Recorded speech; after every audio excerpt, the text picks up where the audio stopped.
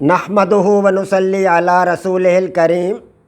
عزیزان محترم، میں محمد اسلم ڈوڈے، چیئرمین لبرل پارٹی پاکستان، آپ سے مخاطب ہوں اور آپ دیکھ رہے ہیں لبرل پارٹی پاکستان یوٹیوب چینل۔ پیش خدمت ہے پروگرام لبرل نظام حیات۔ عزیزان محترم، ہمارا آج کا موضوع ہے سابقہ موضوع کی طرح حصول آزادی، اور عنوان ہے مفروضہ نمبر 12 سے حاصل ہونے والی خصوصیات۔ عزیزان محترم، آپ کو پتہ ہے کہ میں اپنا پروگرام لبرل نظام حیات کافی عرصہ سے آپ حضرات کے سامنے پیش کر رہا ہوں، اور اس پروگرام کو پیش کرنے کا بنیادی مقصد یہ ہے کہ ہم آزادی کی تلاش میں، میں بھی اور آپ بھی، ہم سب حصول آزادی کے لیے اپنی کاوشوں کو بروئے کار لا رہے ہیں، اور اس مقصد کے لیے ہم نے 12 عدد مفروضے لیے تھے، جن میں سے 11 مفروضے ہم چیک کر چکے ہیں، ان پر تجربات کر چکے ہیں۔ 12ویں مفروضے کے بھی 4 تجربات ہم نے کر لیے، لیکن ان تمام تجربات میں سے کسی ایک تجربہ سے بھی ابھی تک ہمیں آزادی نہیں مل سکی۔ اور حقیقت یہ کہ جب تک ہم تجربات کی مدد سے آزادی کو تلاش نہیں کر لیتے، ہمارے خیال کو، ہمارے نظریہ کو، ہمارے قیاس کو، ہماری بات کو دنیا تسلیم نہیں کرے گی، کیونکہ آج دنیا سائنٹیفک ٹیکنالوجی کی عاشق ہے، سائنٹیفک ٹیکنالوجی کی دیوانی ہے، اور سائنٹیفک ٹیکنالوجی کی بات کو مانا جاتا ہے، تسلیم کیا جاتا ہے۔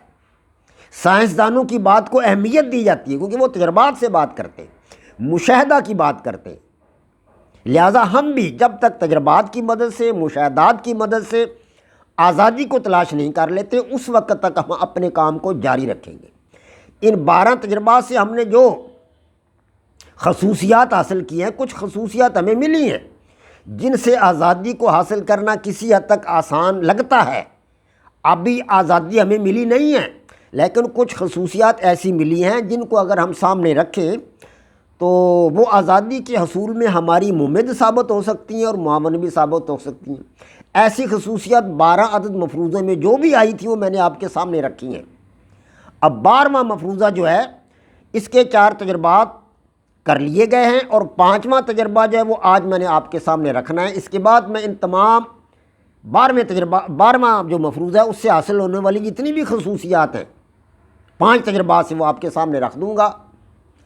تو عزیزان محترم، آپ کو میں پہلے یہ واقعہ بتا چکا ہوں لوئے گارشیا اور زرگوینیا کا، کہ لوئے گارشیا جو تھے ایک مذہبی حکومت تھی، اور زرگوینیا اس کے قریب ایک پڑوسی ملک تھا جو بڑا سائنٹیفک ٹیکنالوجی کا ماہر ملک تھا، اور وہاں جدید رویوں کو فراوانی حاصل تھی۔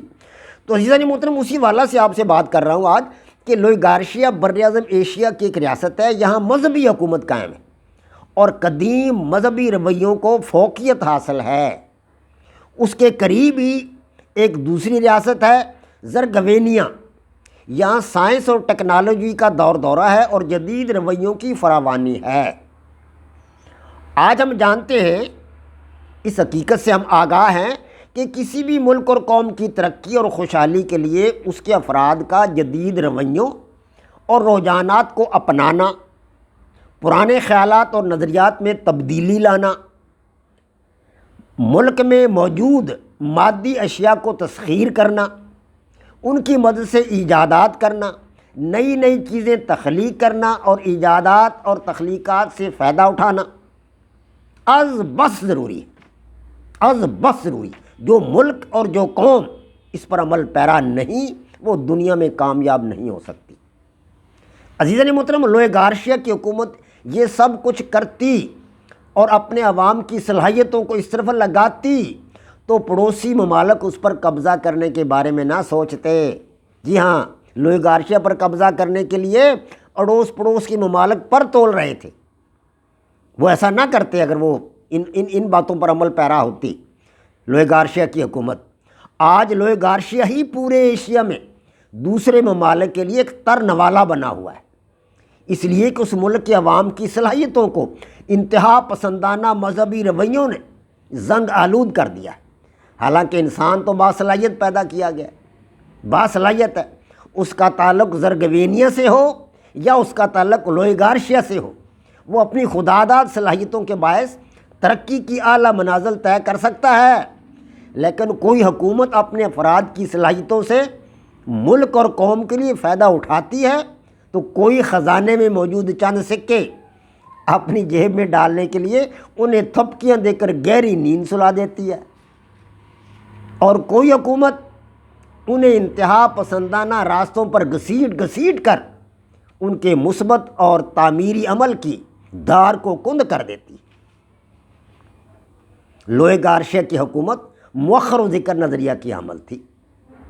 تو عزیزان محترم، کیا ہم کہہ سکتے ہیں کہ لوئے گارشیا کی حکومت ایک آزاد حکومت تھی اور لوئے گارشیا کی ریاست ایک آزاد ریاست کے طور پر زندہ رہے گی؟ ہرگز نہیں کہہ سکتے، اس لیے کہ کسی بھی حکومت یا ریاست کا وجود عوام کے ساتھ ہے۔ لوئے گارشیا کی حکومت نے اپنے انتہا پسندانہ مذہبی نظریات کے باعث اپنے ملک کے عوام کی صلاحیتوں سے معاشی اور علمی نوعیت کے فوائد اٹھانے کی بجائے انہیں مذہبی عبادات اور رسومات تک محدود رکھا اور معاشی طور پر محتاج بنا دیا۔ جدید سائنسی علوم، سائنٹیفک ٹیکنالوجی اور زندگی کے مختلف شعبوں اور زاویوں کے بارے میں عالمی سطح پر ہونے والی جدید تحقیق سے انہیں بہرہ ور نہیں ہونے دیا۔ گویا پوری دنیا سے ان کا رابطہ اور تعلق منقطع رکھا گیا۔ ملک میں کوئی سائنسدان پیدا ہوا نہ فلاسفر، کوئی محقق پیدا ہوا نہ دانشور، کوئی ڈاکٹر پیدا ہوا نہ انجینئر۔ پوری قوم کو بھیڑ بکریوں کی طرح ایک باڑے میں بند رکھا گیا جس میں سب لوگ ایک جیسے تھے۔ معاشی طور پر ملک دیوالیہ ہونے کے قریب ہے۔ کس طرح کہا جا سکتا ہے کہ لوئے گارشیا کی ریاست ایک آزاد ریاست؟ کیسے کہہ سکتے ہیں؟ اور وہ کرۂ ارض کے سینہ پر بطور ایک ریاست کے ہمیشہ زندہ رہے گی؟ کیسے کہہ سکتے ہیں؟ نہیں کہہ سکتے، ہرگز نہیں کہہ سکتے۔ اس ریاست کی حکومت عوامی امنگوں اور خواہشات کی دشمن، عوامی جذبات اور احساسات کی قاتل اور اپنے انتہا پسندانہ مذہبی نظریات کی غلام ہے۔ لوئے گارشیا کی حکومت۔ عزیزان محترم، اب اس واقعہ سے ہمیں جو خصوصیات ملتی ہیں وہ میں آپ حضرات کے سامنے رکھنا چاہوں گا۔ ان خصوصیات سے ہم آگے بڑھیں، ان خصوصیات کو اگلے مفروضوں میں شامل کریں تو یہ خصوصیات حصول آزادی میں ہماری ممد اور معاون ثابت ہو سکتی ہیں۔ مفروضہ نمبر 12 یعنی قدیم خیالات اور نظریات کو زندہ رکھنا ہی آزادی ہے۔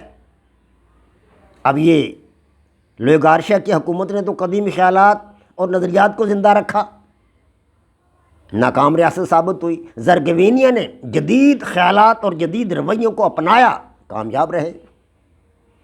تو مفروضہ نمبر 12 کے تجربہ نمبر 5 سے ہمیں پتہ چلا کہ ترقی اور خوشحالی کا راز جدید سائنسی علوم اور سائنٹیفک ٹیکنالوجی کی تحصیل، جدید معاشی اور سیاسی رویوں کو اپنانے میں ہے۔ تعلیم، نظریات اور خیالات کو ترک کر کے، یعنی تعلیم حاصل کرنا ضروری ہے اور قدیم خیالات اور نظریات کو ترک کر کے اپنے اندر تبدیلی نہ لانا، یہ بھی ایک غلط بات ہے۔ یعنی کہ علوم کی تحصیل کرنا ضروری ہے، جدید معاشی اور سیاسی رویوں کو اپنانا ضروری ہے، تعلیم حاصل کرنا ضروری ہے اور قدیم نظریات اور خیالات کو ترک کرنا ضروری ہے۔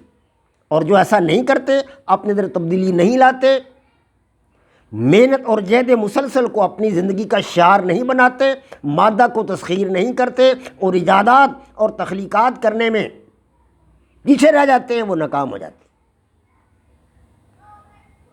اور حصول آزادی کس حقیقت میں ہے؟ اس میں ہے کہ جدید معاشی اور سیاسی رویوں کو اپنایا جائے، تعلیم حاصل کی جائے، قدیم نظریات اور خیالات کو ترک کر دیا جائے، اپنے اندر تبدیلی لائی جائے، محنت اور جہد مسلسل کو اپنی زندگی کا شعار بنایا جائے، مادہ کو تسخیر کیا جائے اور ایجادات اور تخلیقات کی جائیں۔ ان حقائق میں مضمر ہے آزادی۔ بس ہمیں جو خصوصیات ملتی ہیں وہ یہ ہے: نمبر 1 تفہیم، کہ فہم حاصل کیا جائے کائنات کا اور کائنات میں موجود چیزوں کا۔ نمبر 2 تعلیم، سیکھا جائے، علم حاصل کیا جائے۔ ترکیب، چیزوں کی بناوٹ کو سمجھا جائے۔ نمبر 2 پہ ہمیں کیا ملتا ہے؟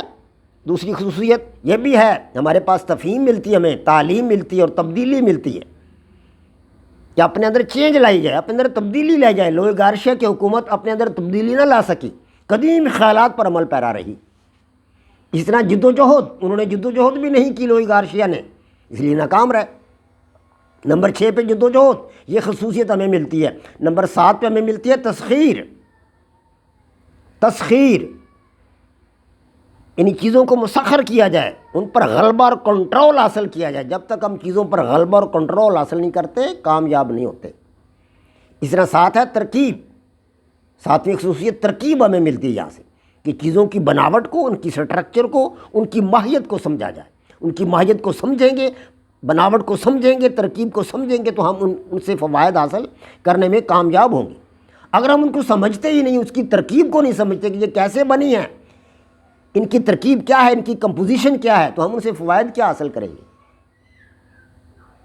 اور 8واں ہے تخلیق، کہ چیزیں بنائی جائیں، نئی نئی چیزیں بنائی جائیں، ایجاد کی جائیں، اختراعات کی جائیں۔ اگر ایسا نہیں کیا جائے گا، ہم ہاتھ پہ ہاتھ دھرے بیٹھے رہیں گے تو دنیا ہمیں کھا جائے گی، ہم تو پیچھے رہ جائیں گے، دنیا آگے نکل جائے گی۔ جب دنیا آگے نکل گی تو ہم پر حملہ کر کے قبضہ کر لیں گے، ہمارے پاس کیا رہ جائے گا۔ ہم قدیم خیالات اور قدیم نظریات کو پھر سینوں سے لگا کے پھرتے رہیں گلیوں میں، ملک پر کوئی اور قابض ہو جائے گا۔ کچھ عرصے بعد ہم گلیوں میں پھرتے پھراتے مر جائیں گے، ہمیں کون پوچھے گا؟ ہمارے مکانات پر، ہمارے ماحول پر، ہماری زندگی پر، ہمارے ملک پر سب غیروں کا قبضہ ہو جائے گا۔ وما علینا الا البلاغ۔ پاک فوج زندہ باد، پاکستان پائندہ باد۔ تو عزیزان محترم، یہ چند خصوصیات ایسی تھیں جو حصول آزادی میں ہماری ممد اور معاون ثابت ہو سکتی ہیں۔ انشاءاللہ میں کوشش کروں گا کہ ان خصوصیات کو آئندہ جو ہم مفروضے لیں گے 2-4، ان کے اندر یہ خصوصیات ڈالی جائیں گی تاکہ آزادی ملنا ہمارے لیے قدرے آسان ہو جائے۔